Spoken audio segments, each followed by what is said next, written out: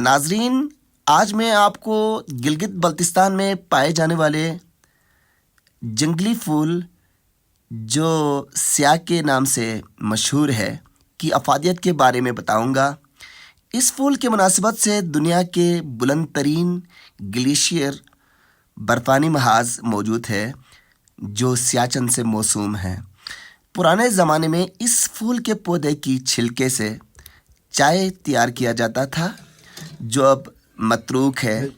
سیاہ کے وہ پودے جو عموماً پہاڑوں پر اگتے ہیں اور جو آب باراں یعنی بارش کی پانی سے سیراب ہوتے ہو کو سیرابی سے پہلے یعنی مکمل پانی ملنے سے پہلے لا کر اس کے چھلکے خصوصاً جڑوں کے چھلکے چھیل کر اتارتے ہیں اور ان چھلکوں کو 2-3 دنوں تک کسی برتن کے اندر پانی میں بھگویا جاتا ہے، اور جب اس چھلکے کی رنگ یعنی لالی سے پانی لال ہو جائیں تو پھر اس میں تازہ دودھ اور مکھن ڈال کر انتہائی لذیذ اور فرحت بخش بلتی نمکین چائے تیار کیا جاتا ہے۔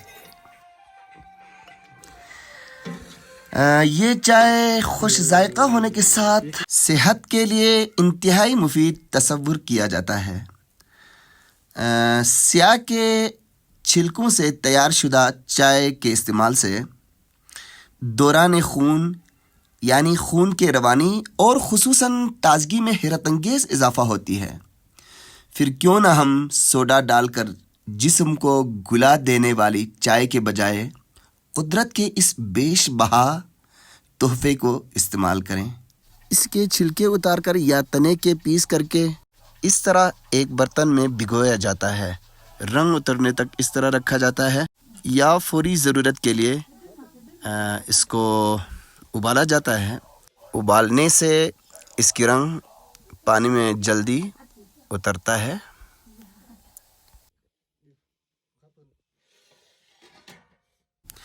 یہ دیکھیں اس کی رنگ اتر گئی ہیں اور یہ بالکل لال ہو گئی ہیں۔ دیکھیں اب اس کی دوسرا مرحلہ شروع ہوتا ہے۔